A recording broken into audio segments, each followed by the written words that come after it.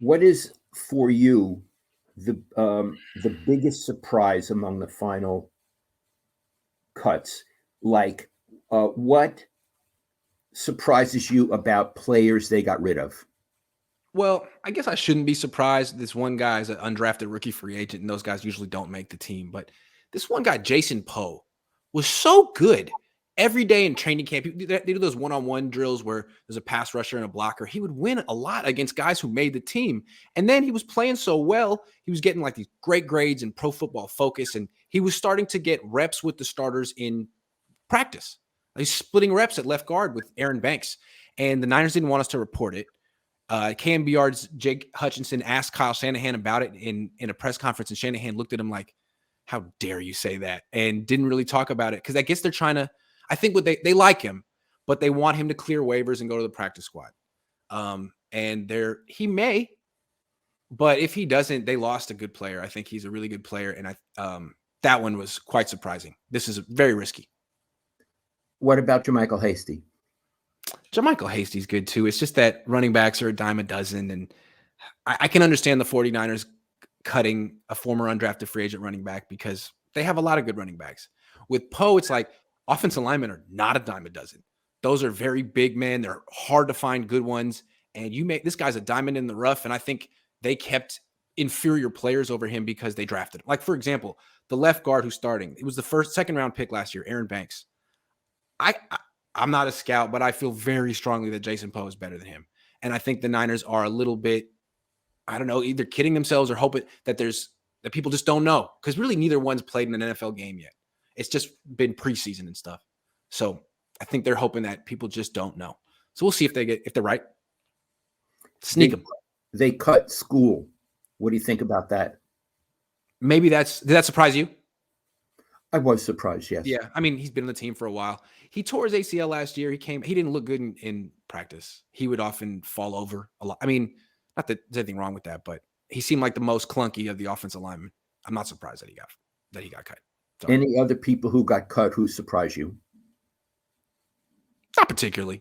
But we could talk about some surprises, players they kept. Yes, please do that. The biggest surprise was the undrafted rookie running back, Jordan Mason. I was hoping that they would keep him, and there was a chance that they would cut him and try to sneak him on the practice squad like they're doing with Jason Poe. But I think the guy was so good that they felt don't even risk it. And I like that. They kept an extra running back just to put him on the team. They have 5 running backs on the team. And I like that too, because this is a team that wants to run the ball more than any other team. And they always get all their running backs hurt, and they need extra running backs. They don't need extra wide receivers. So I like that. That was smart. Jordan Mason in particular, though, I think he could actually be a player who, I know it's like we're always talking about guys who just made the end of the roster and do they really matter? I think this guy is as good as any running back on the team right now. So what do you like about the way he runs? He's 3 things. He has good vision to spot the hole.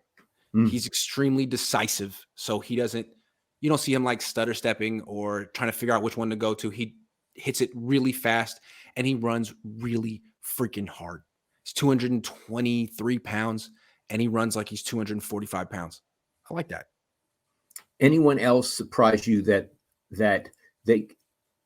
notable that they kept, or surprise you that they kept? I guess Purdy. I'm surprised they kept a third quarterback. It seems to me that if you have a backup as good as Jimmy Garoppolo, do you need a third quarterback?